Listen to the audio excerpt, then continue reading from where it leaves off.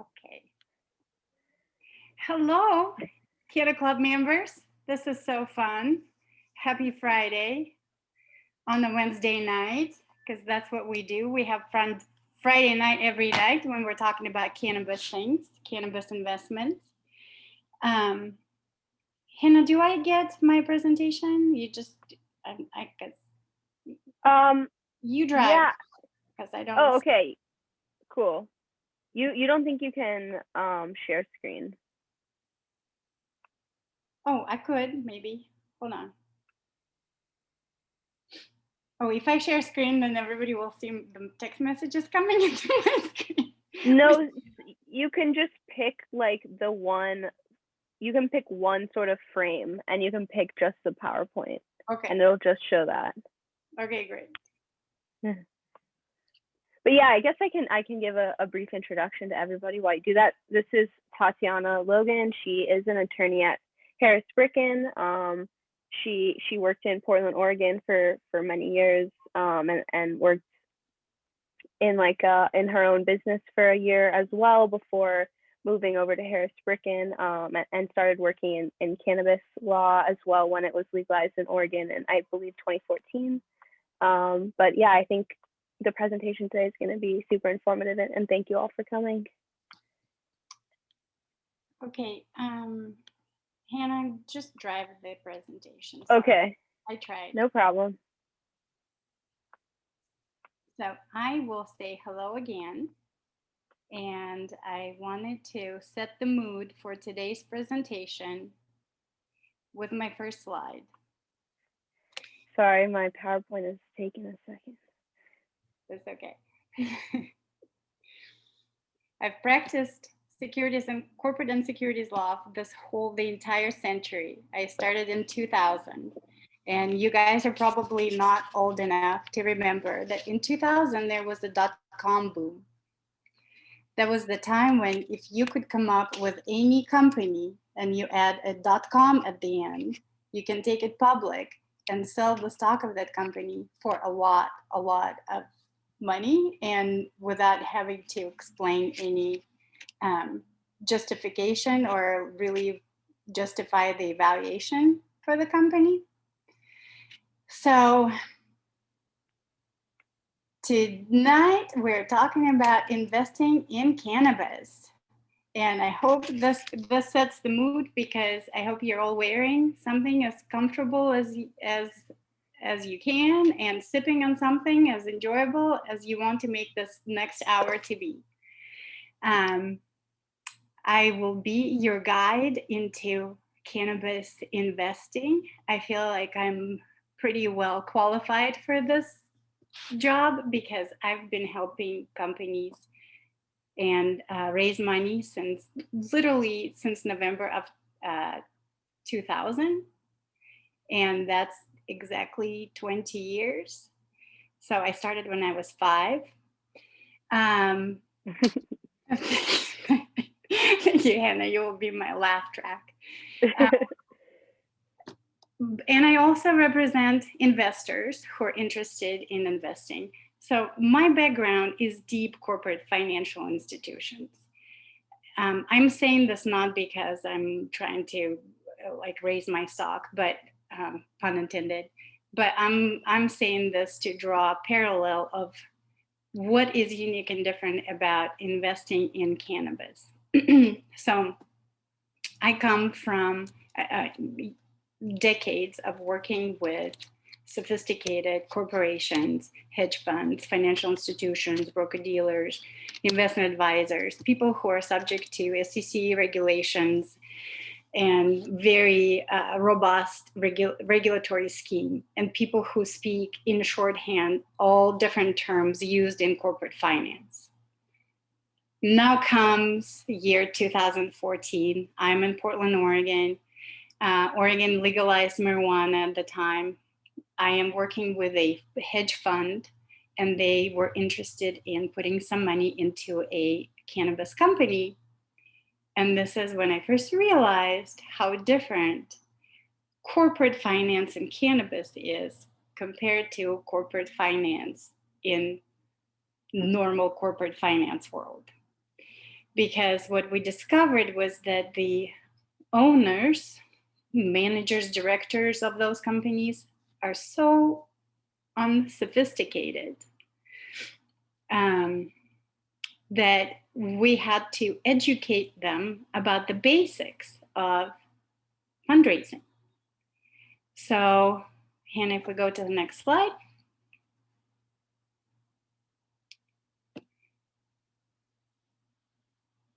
A cannabis company owner would come to me, and people come to me at one juncture in their point of their company history, right? They would come to me when they have a gap between what they have and what they're trying to achieve.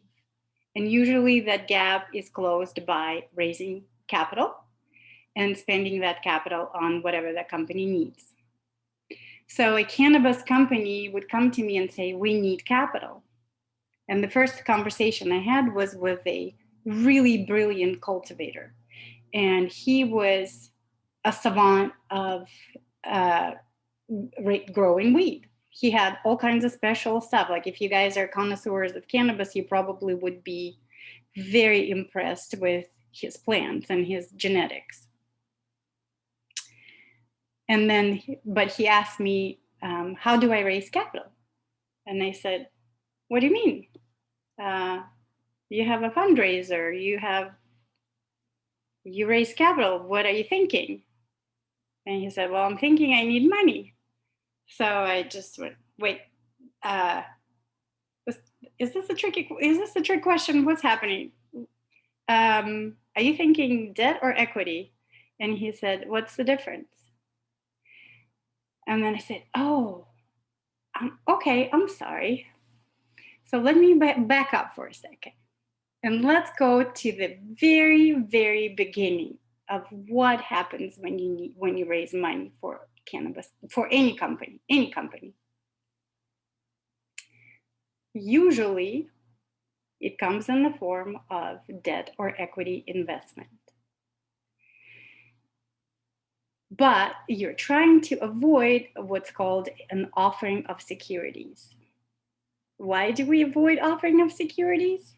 Because they're heavily regulated. So to the extent we can avoid triggering any regulations, that's a victory that makes your money much less expensive.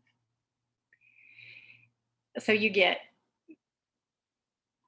most of the money without having to spend it on investment bankers or lawyers or CPAs. So if we can avoid offering of securities, let's avoid it. Well, how do we avoid offering of securities? The first operative question is, what is a security? There's no bright black and white answer. There are some things that are definitely a security, like public company traded stock, mutual fund shares, bonds. Those are definitely securities. But sometimes even something that's called a share or stock can be considered not a security. And sometimes things are called notes, promissory notes can be considered security. And then there are federal rules and also a rule for security definition at each state level. So it can become very overwhelming to figure out what is a security. But the main rule of thumb is this. What is the economic reality of this arrangement? Okay? The courts will look through the name of the instrument. Even if it says stock, it doesn't matter. If it says not stock, you can say on the top of the piece of paper says, this is not a security. The courts will ignore that. And they will look to the economic reality of this arrangement. And the federal security test for a security is Howey test. If there's an investment into a common enterprise with an expectation of return from efforts of another, you have a security. So if I put money in the pool with other people's money, or other people's services or other people's assets, if I put my money into a common enterprise, some business, and I expect something in return for that money, typically people expect an upside, right? So why would I put my money into cannabis? Because I think I'm gonna make a lot of money. In fact, I have a friend who has a trap house. He will tell you the exact same thing. Just give me your money. I will give you a lot of money back. And guess what? If I give him something, that will be a security. So if there's an expectation of return from efforts of another, so my trap house running friend, that's his efforts. If I get an upside, I just bought security from him. That's on the federal level. State level, each state has its own rules also. So then you ask me, do I really have to check every state, all 50 states? You only have to check the state where your investor resides. For California, California protects its residents on so many levels. I love California so much. It's the one state where we have employee super tough protections for employees. We have protection for privacy. And another level of protection is in the securities regulatory scheme. California courts came up with the risk capital test, which makes basically anything a security. So I gave you the outline of this test. And if you read it, literally anything would fall within the security document, the security definition. Are the funds being raised for a business venture enterprise? Yes. Is transaction offered to the public at large, to anybody? Okay. Do investors have impact on success of the enterprise? Usually they don't. And is the investor's money substantially at risk because it is inadequately secured? These words, this last factor is so vague because it is so subjective. Who is to decide what is adequately secured or inadequately secured? Most investments are inadequately secured. So this literally would put any kind of arrangement in California in the category of securities, meaning you have to meet all of the securities related regulations. Okay, Hannah, let's go next slide. Now then you ask me, what about credit card debt? What about going to a bank? Any loan is a security? Nope, not every loan is a security. And if a cannabis company can obtain a loan, hallelujah, but we'll talk about this in a little bit later in the presentation. But there is such a thing as debt securities, and they use the same approach for evaluating whether or not an instrument is security, right? So I have here bullet points that are taken from state court cases that evaluated whether a certain debt instrument is a security. So all of this, I'm just building this up to show you how complicated capital raising can be for any business. And then we bring into this mix cannabis businesses that are really new to the corporate world. They have been underground for so long. They have been in the shadows. They've been operating as cooperatives. They've been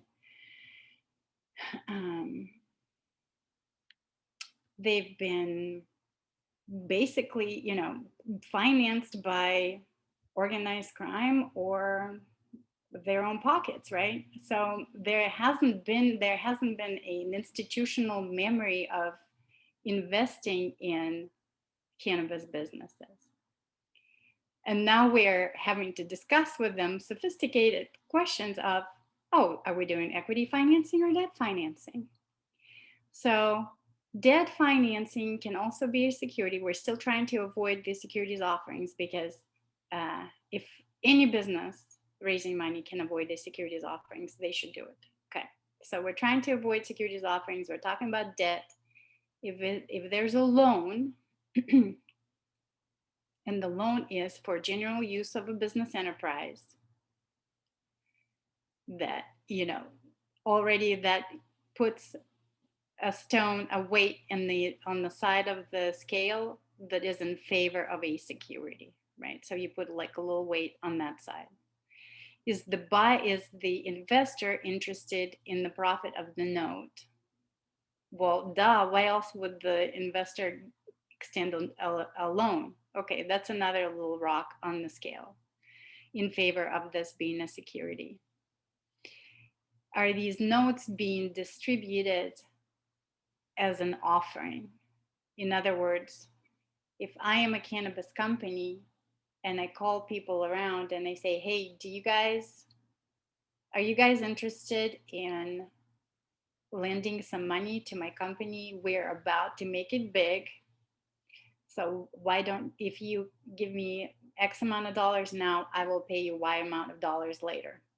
If that conversation is happening or a similar conversation is happening, that means that I'm distributing this debt instrument. I have a plan to distribute the notes. So it's an offering. That means there's a securities offering. Here's the great one. Does your investor consider that the notes will be treated as securities, that your debt is a security? Well, that's crazy. Because what if we told the people, this is not a security?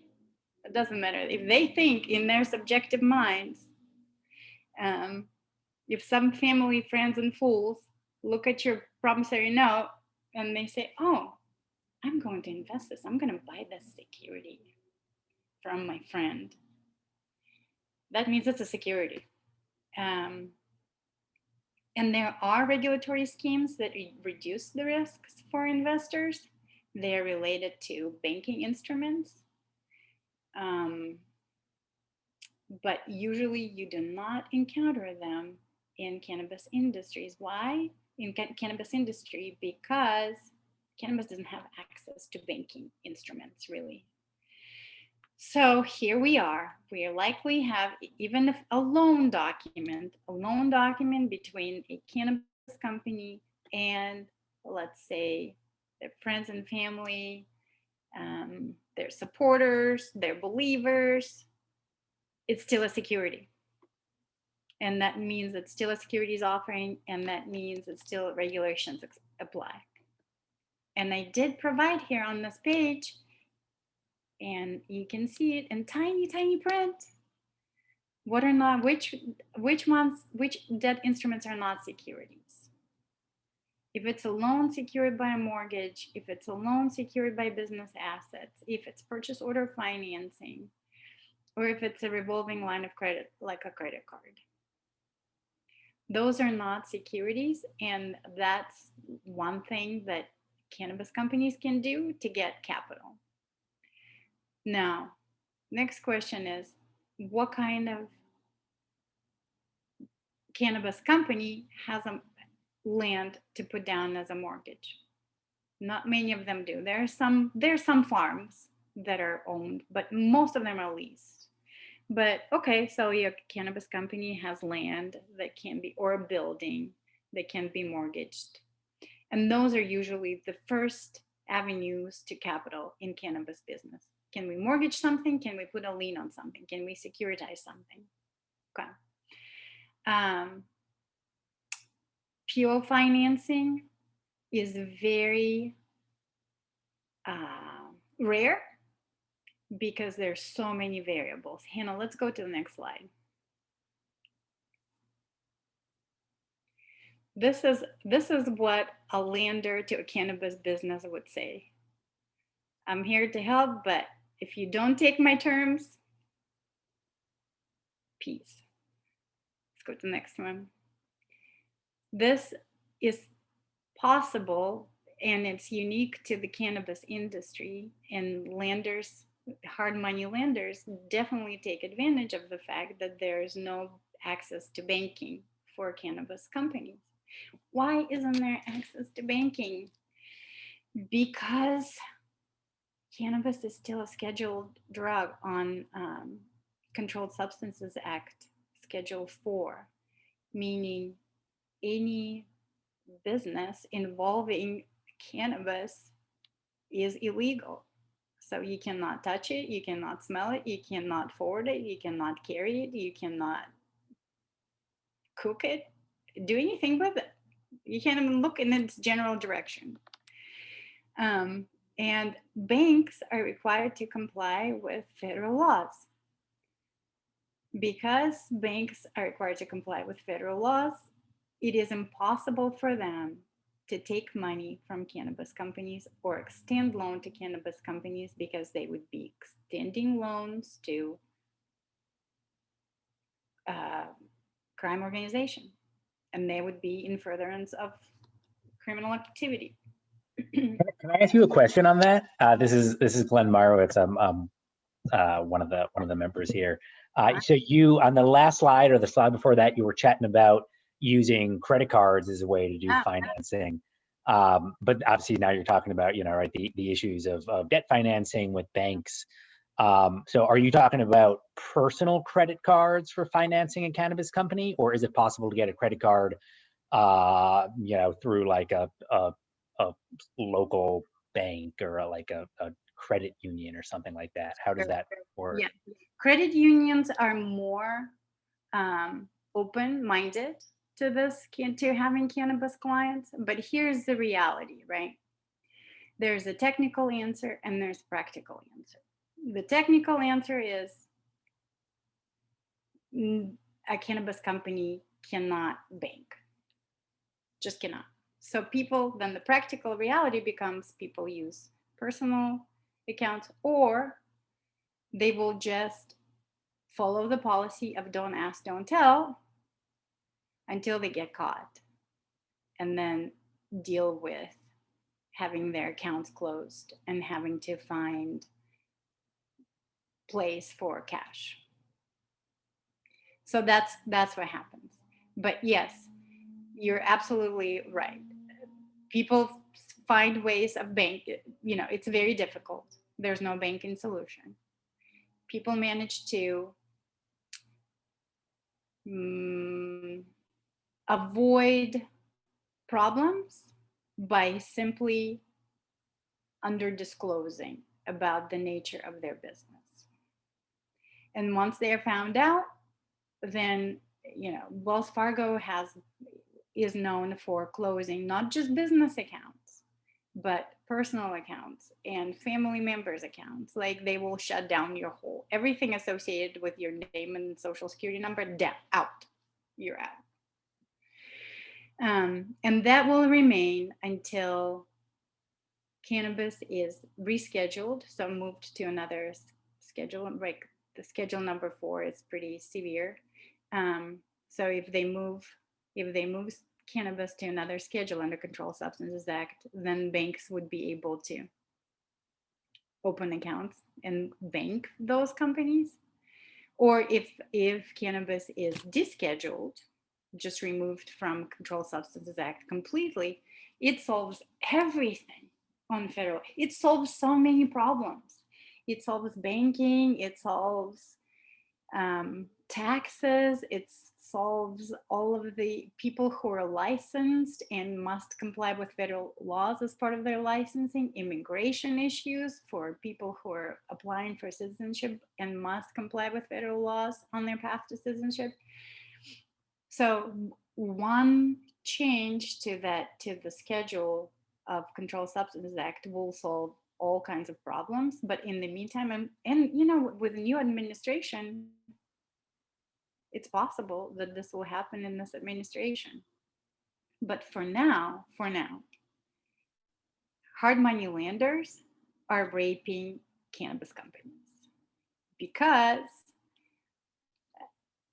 if we go to the previous slide, if you guys, if my help is not appreciated, then you can try other things. So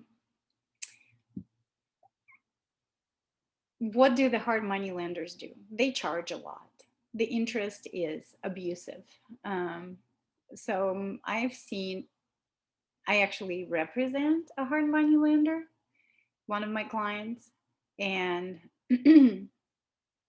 they are more humane hard money lender because they also provide a lot of sound business advice to their borrowers. And that is not a very common situation. Usually my hard money lenders lend you money and they hope that you default. Because then what happens is usually those loans are heavily securitized, and the hard money lender can take the land, can take the building, can take the equipment, can take IP, can take receivables. So what this does is creates really good opportunity for people able to extend funds as hard money lenders. But for cannabis companies, they are definitely not in a rush to get loans from these lenders because, I mean, you don't have to be a rocket scientist to figure out the terms are pretty draconian. Okay, so just to summarize, we are trying to raise money for cannabis companies, and we're trying to avoid having what's quote unquote securities offering. And then that means we are trying to make sure that we're not playing with securities. But as you're beginning to see, pretty much any arrangement involving money in exchange for some return equals a security. Hannah, what's next? Here's another interesting instrument. You may have heard about it. It is called Simple Agreement for Future Equity, or SAFE. SAFEs are literally like 3-page, 3-page documents. So it is a simple agreement, and it will say something very, very simple and very short. It will say this investor has paid X amount of dollars, and these dollars will be returned upon certain events. And the events are usually public offering or subsequent round of financing. So safes are often, if you guys know about convertible notes, these safe instruments are often compared to convertible notes, because what they do for investors, like why would an investor give money now to receive equity in the future? Because there's usually a discount or a cap on valuation in these instruments. So let me explain how this works. Right now, if you ask me today, Tatiana, my company needs 100 grand. Once we get to 100 grand, we're gonna make it big. And I'll say, okay, I'll give you 100 grand. How much are you giving me in exchange? And you'll say, I don't know, because right now my company is not worth a whole lot. Like it may be worth $100,000. So if you give me another 100,000, that's half of my company's equity. So how about you give me 100 now, 100K, and then 2 years from now, I'll give you equity in the company, because in 2 years from now, my company will be worth more. But since you were so kind to me today, I will give you that future equity at a discount. So if we go IPO and we sell something at $5 per share, we will give you shares at 4. That's a 20% discount.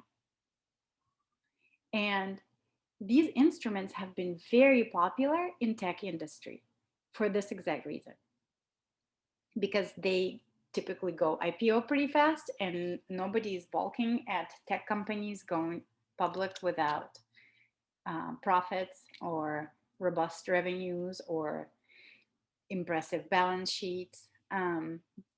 Cannabis industry has not reached this level of public investor familiarity. So in addition, cannabis companies are, cannabis is still illegal federally, so they cannot be on exchanges in the United States. Cannabis companies in Canada have been killing it on exchange, on the Canadian Stock Exchange, killing it, a huge bubble. Like if you guys heard about Canadian companies going public, the reverse merger, so any cannabis company can merge into a publicly traded shell on the Canadian Stock Exchange and immediately be valued some ridiculous amount without revenues, without solid financials. So Canada has definitely gone through the bubble, the cannabis company bubble. It has not affected us so much in the US because it has not been a federally permitted industry, right? So we're not seeing publicly traded companies in the US. So they have to be very creative. Now you guys may be wondering, like, well, I heard this company being traded online. And so over the counter bulletin board, they may be trading on OTCBB. That is true. But exchanges will not allow a cannabis company. New York Stock Exchange, NASDAQ, they will not until federal descheduling or rescheduling or some other kind of amendment to the Controlled Substances Act. So SAFEs, that's instrument where we take money now, we give equity in the future. Those instruments are very popular for industries that go public fast. Cannabis is not yet one of these industries. I have seen SAFE instrument in the cannabis situation, actually twice. I've seen it twice in the last 5 years. And each time I represented an investor who was willing to participate in the SAFE. And the reason why we thought it was a valuable investment is because of the discount on the subsequent financing round. So the investor thought that this company was going to do well, and this company, and then the equity that they would receive would be significant because of 20% discount. Sometimes there's a discount and then there's a cap on valuation, which is a great way to secure your percentage position in a company. So let's say right now the company is worthless, it's $0. And I say, okay, I'll give you 100 grand. In 2 years, you give me whatever it is per share that you have in your financing, next financing round at a discount. But in addition to that, my price per share should be calculated at no more than this cap on valuation. So let's say this cap is 500,000. So I can say that my shares would be calculated based on valuation of no more than 500,000. That means for my 100 grand, I will definitely get 20%, potentially more with a discount. So that's why I have a bullet point here. Be careful, do not give away the farm, because if you have a discount and a cap on valuation, that is a really generous offering. That is a really generous grant of securities, and if I'm representing the company, I am definitely jumping on the table and punching myself in the chest, King Kong style. Like, do not do this. But if I'm representing an investor, I'm definitely jumping on the table and punching myself in the chest, King Kong style, saying we have to have this because there are too many uncertainties in the cannabis industry. We must have cap on valuation. We must secure our position to be at least this much. So that's safe. So we're just going through different types of securities and how we can safe our securities. Okay, so I'll just give you a spoiler alert: safes are securities. You cannot avoid regulations, securities regulations, by using safes. But you can avoid securities regulations if you use Kickstarter. Because why? Because you're not selling securities, you're selling stuff.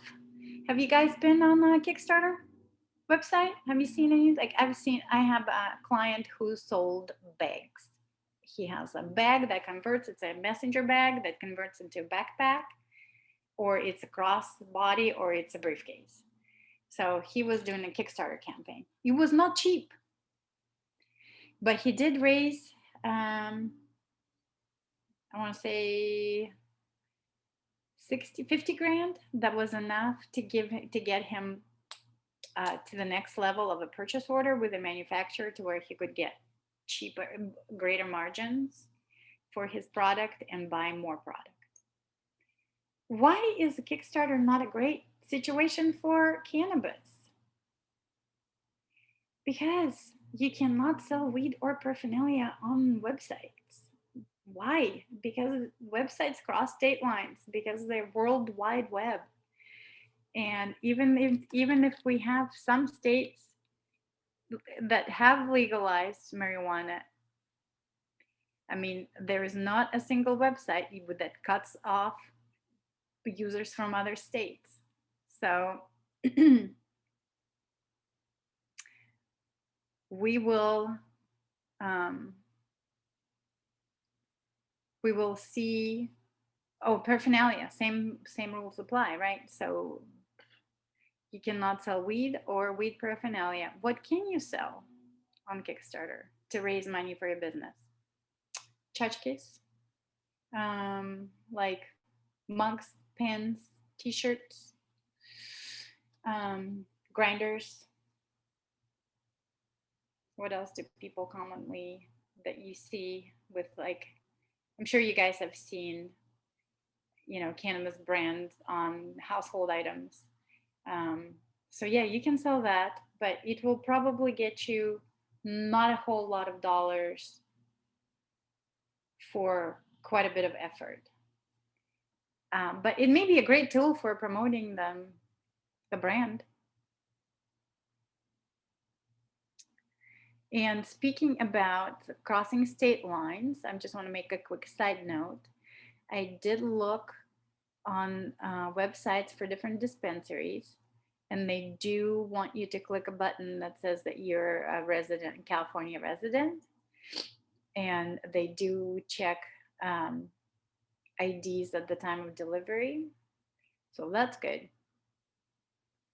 But still, raising money for cannabis company on the Kickstarter will not sign up for that campaign because they are subject to federal laws. Okay, so that leaves us with what? Securities. All right, so we're having to play with securities. Here's a cannabis business. They don't know anything about corporate finance. Now they're having to deal with securities in raising capital for the company.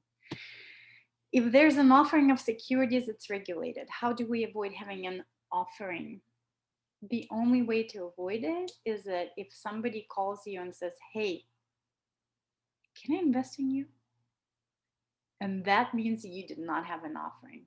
If you provided documents to somebody for investing in the company, that's an offering, even if it's just one person. That just was an offering of securities. And an offering of securities, Hannah, we go to the next slide.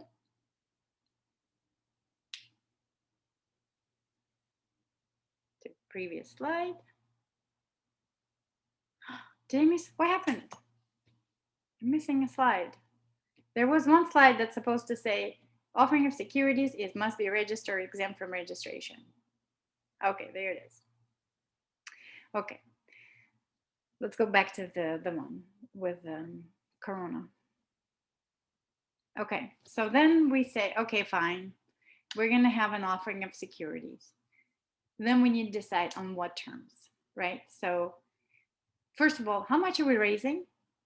People have the craziest, and I'm sorry, this brings me back to the lack of sophistication and business acumen for many of cannabis companies operators. But sometimes there's just very little understanding about how much they need even. Oh, we need money. How much money do you need? $1 million. What are you going to do with $1 million? Okay. And then they're not prepared to answer that. So if I'm working with a company trying to raise money, we're drilling down the amount of the raise.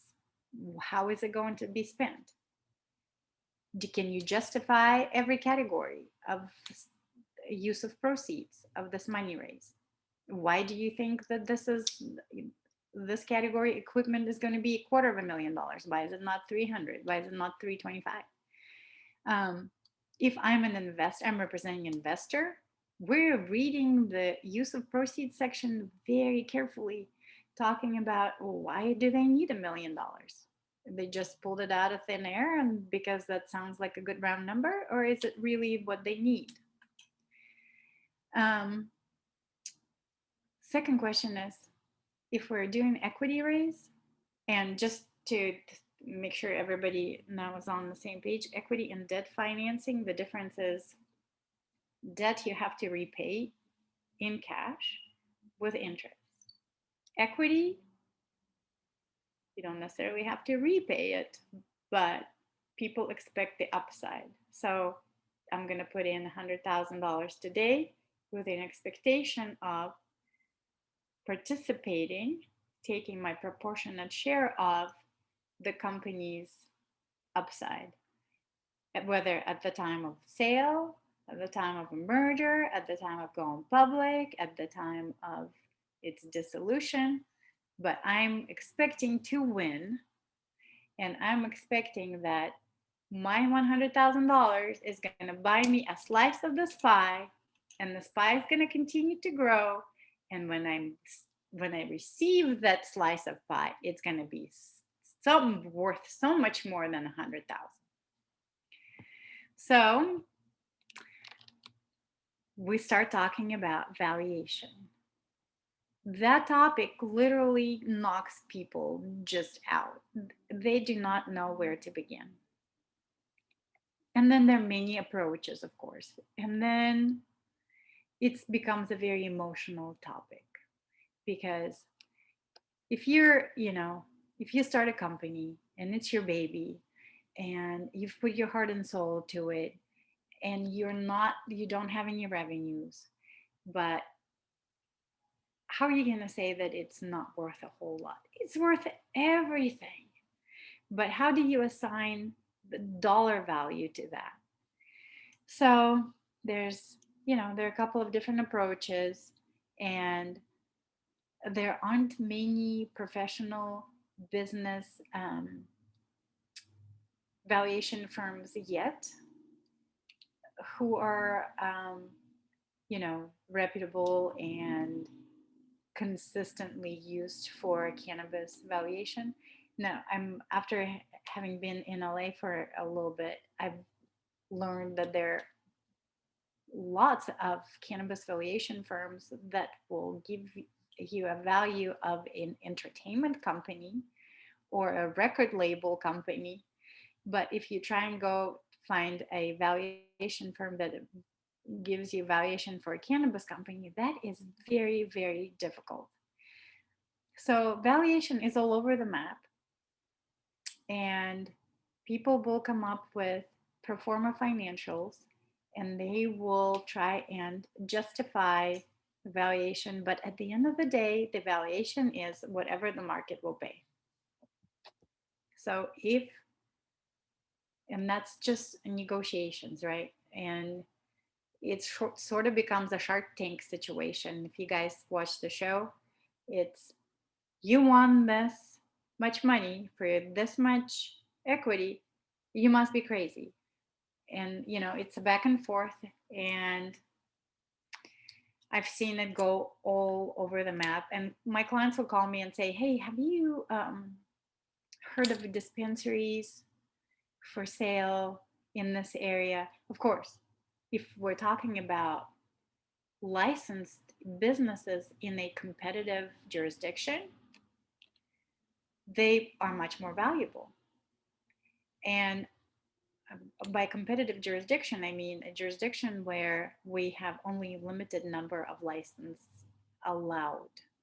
So Los Angeles is one of those competitive jurisdictions. Malibu, Pasadena. And then there are some like Humboldt County. That's not a competitive jurisdiction. They want you to come. Atlanta, they want you to come and create cannabis businesses there. So valuation is a tricky thing. It's a form of art, and at the end of the day, it requires a lot of back and forth. So if I'm helping a cannabis company raise money, I tell them, let's start with an instrument that avoids having to deal with valuation, and that is a convertible note. Convertible note says we owe you money, and you can convert it later into equity, but this conversion will be based on a price of a future financing event. So at least for now, you don't have to worry about determining the valuation. And I have multiple clients who have gone this convertible note route, and it is so hilarious that about 90% of them had never heard what a convertible note was and had no idea how to create it, what kind of terms to put in it. And a lot of my time goes to educating cannabis business owners about just basic corporate finance stuff. And when we're using convertible note, of course, we're talking about what instrument or what interest it will accrue, when it will mature, and then what events it will convert.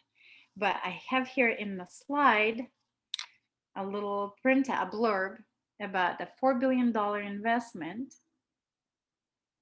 by Corona into a Canadian company, cannabis company, Canopy Growth. Cannabis is a huge grower. So Corona bought a 10% stake for $4 billion. That means what? That means the valuation of Canopy Growth was $40 billion as of the day of that investment.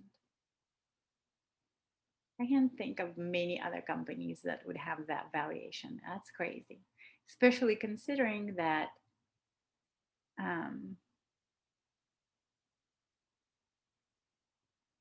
oh, sorry, I misread that.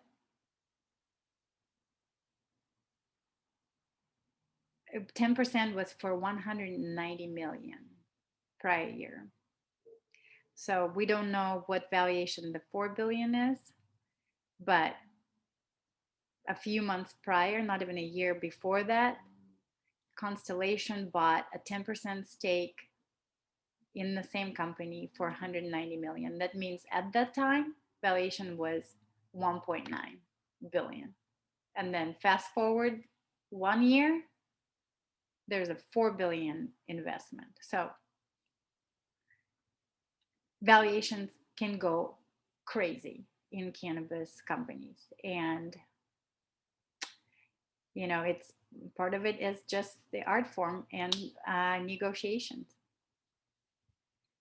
I think I'm talking so much, you guys.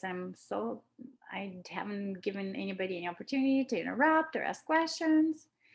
And we haven't even started the most interesting part where I really get to geek out about the specifics of securities offerings. Okay, Hannah, let's go to the next one. So here we go. We're trying to raise capital for a cannabis company. We cannot avoid using securities. And typically it's an offering, right? So nobody comes knocking down our door saying, can I please take my money? Take my money. So that means we're dealing with an offering of securities, and each offering must be either registered or exempt from registration. And that registration or exemption must be found on two levels. One, federal, US federal. Two, at each state where each of your investors reside. So if you have investors from many states, this becomes a really painful situation. The situation can get a little lighter and easier if we use what Securities and Exchange Commission promulgated Rule 506, that if you follow it, you don't have to comply with state exemptions. All states have Rule 506 exemptions, but each state may require notice filings. So the state will not ask you for additional stuff, but they could say, oh, if you're relying on this rule, you must make a filing in our state. So that's at least a little easier administratively. What is Rule 506? Hannah, let's go to the next one. It's 555, you guys. Rule 506 allows basically companies to make an offering to unlimited number of accredited investors. Now keep in mind, once you get to 2,000, that becomes a public offering. So when we say unlimited number, that's really more like 19,999. Because once you add your number 2,000 investor, that's it, that becomes a public company. You must be registered as a public company. Okay, and then Rule 506B says you're not allowed to use general solicitation or advertisement for these offerings. And Rule 506C says, yes, you're allowed to use general solicitation or advertisement. Why is it important? Because our cannabis companies have already used their friends and families funds. Now they want to go outside of the friends and family circle, and they want to tell people about their investment opportunity. The problem is, yes, they can tell the general public. The problem is now they have to verify that every purchaser is an accredited investor. The difference between accredited and unaccredited investors is something that I also have to explain to my clients. And it is a net worth rule, or it is a salary rule. It must be the investor's net worth must be above 1 million in total net assets, excluding any mortgages on their residence,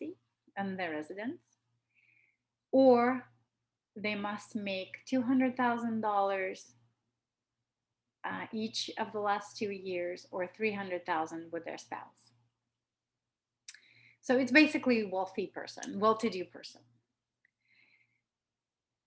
I tell my clients, I pray for two things every night: world peace, and for them to stop messing around with non-accredited investors. Because non-accredited investors, if we have them participate in securities offerings, that means the issuer must provide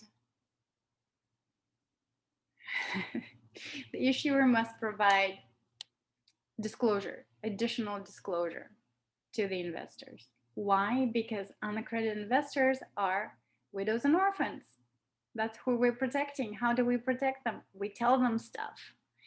Here's what our company is like. Do not invest in us. You may lose your money. That kind of stuff must be disclosed to unaccredited investors. And then what happens if the investment does not go well? Who is likely to complain? The unaccredited investor. And then the securities offering is going to be scrutinized, and it could just rain a parade of horribles on an issuer if it is determined by the SEC, by the regulators, or by the courts that there was an securities offering that was not compliant with all of the securities exemptions. So here's the highlights. We're still running out of time. I cannot believe we totally ran out of time. I just want to tell you one thing. If you leave this presentation thinking that crowdfunding is a good idea, which was my next slide, I just wasted all of your time. You must remember that crowdfunding is not a good thing for any company to use, because you will get a lot of tiny, small investors. You will spend a lot of money preparing the registration statement. And then you're going to worry about, what am I going to do with like 1,000 of investors holding like a tiny portion of 8% of my company. I think, what else do we have there that I wanted to discuss? I did give the highlights of what the crowdfunding means and what type of requirements there are. And then we also didn't talk about communications. Oh my God, I'm so sorry. All right. I just wanted to say that in closing, let's go to the last slide. Can never, no matter what type of investor you're dealing with, cannot be upselling the securities. You can tell them about the company. You can tell them about the opportunities. You cannot sell. You know, there's of course wining and dining involved, but I tell my clients, don't even use adjectives in any of your correspondence with clients. So like, take out the word great. Do not use the words returns. Do not use the word profit. Because, especially in writing, because anything you give to investors in writing can be held against you. And so that was my message. So completely ran out of time. Sorry. We may have to do a follow-up.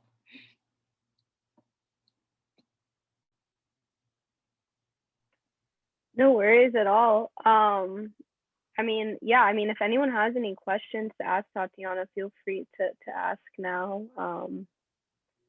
Or if anyone wants her to like go into depth. Say it again. Or forever hold your drink. I'm very funny. I should, you know, if this whole legal career does not work out for me, I'll do stand up. I support it. Hannah will come to my show. We'll talk about cannabis investing. So thank you guys for your time. Thank you so much.